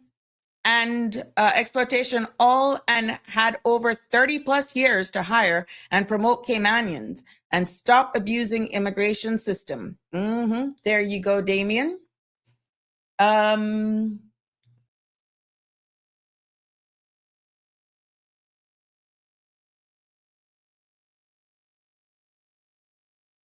Renewal work permits. Is this applied to or only new permits? It is unclear whether or not, the question is whether or not this would be for renewals or apply for only new work permits. It's unclear how that's going to be because, again, with the lack thereof for no regulations, if a work permit is more than likely in play, the transitional clause would actually cover any work permit that is in play right now before this new law, should the law be passed as being presented. The transitional clause should actually protect you from that. However, we will need further explanation. This is why it's complicated to really have these discussions. If you are caught into this position, needing work permits right now, what happens when your next work permit is up for renewal? Would you be subjected to all of this? We don't know. We need more clarity on it. Would this mean every brand new work permit only after and when this law goes in effect, or upon renewal of the next work permit once this law goes in effect? It is going to be very interesting how that plays out. Will temporary work permits be removed? I didn't get that temporary work permits would be removed, and however, this is not speaking on behalf of the government or the honorable minister. They are looking at making ways more efficient for the speedy processing of one-year applications. There will always be a need for temporary work permits, but people only went to temporary work permits because of the long length of time it was taking to process 1 or 2 year requests. Also, what was observed is that sometimes people use the temporary, which is fair, to find out whether or not the worker is the right fit for the role. And maybe that should still be considered, because you don't want to be paying all of these fees for a 1 year work permit when possibly you can get somebody on a transitional, maybe a 3 month or a 2 month, whatever. I don't know. But I think a lot of the persons were actually using the temporary first and foremost, top of the line. The only reason why they went for the temporary is when the wait times for 1 year grants became just too long.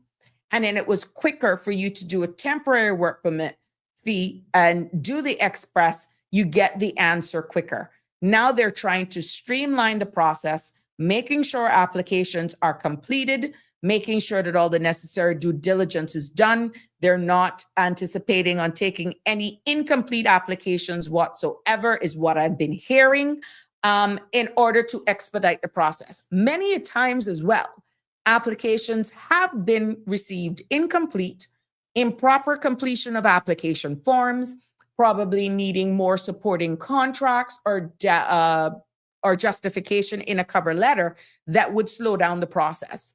And but bottom line is, the boards were just taking too long to deal with 1 year grants, and that is why the temporary system became an easy way.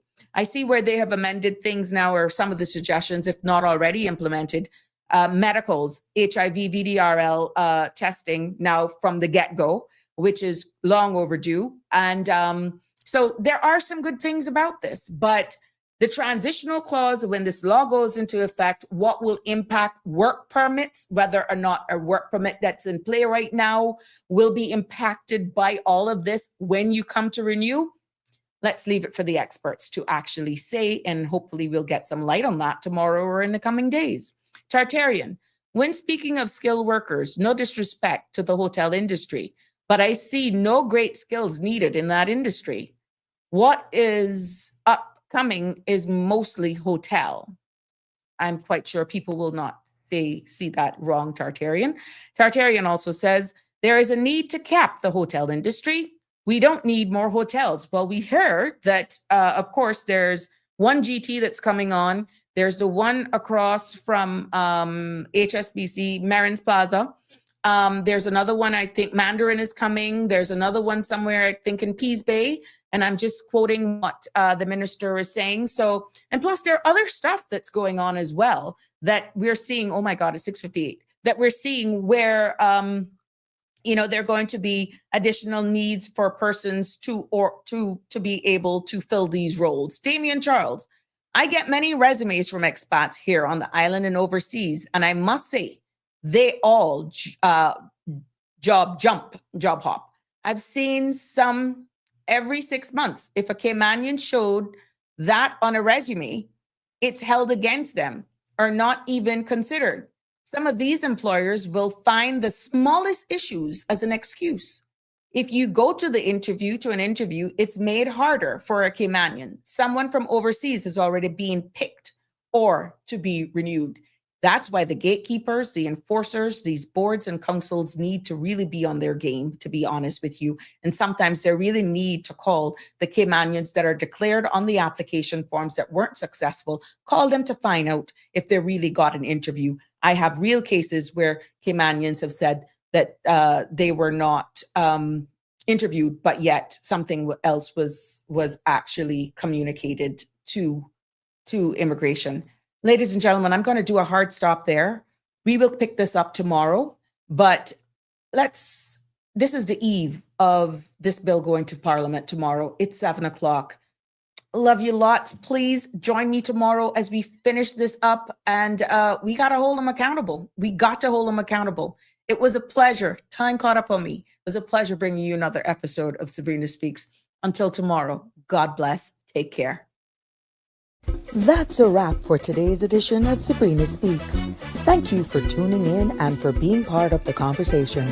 Remember, the dialogue doesn't stop here. Stay engaged, stay informed, and most importantly, stay empowered. We'll be back tomorrow at 5 p.m., same time, same place, right here on CMR TV and radio, where your voice matters and your truth is heard. Until then, Cayman, take care of yourself and each other. That's it for today's edition of Sabrina Speaks, where your voice matters, your story counts, and your truth is always welcome. Join us weekdays from 5 until 6:30 p.m. right here on CMR TV as we dive into the topics that matter most to you. Catch the show live or on demand at cmrtv.com. And don't forget to follow us on Facebook, YouTube, and Instagram so you never miss a moment. Until next time, stay informed, stay engaged, and always speak your truth.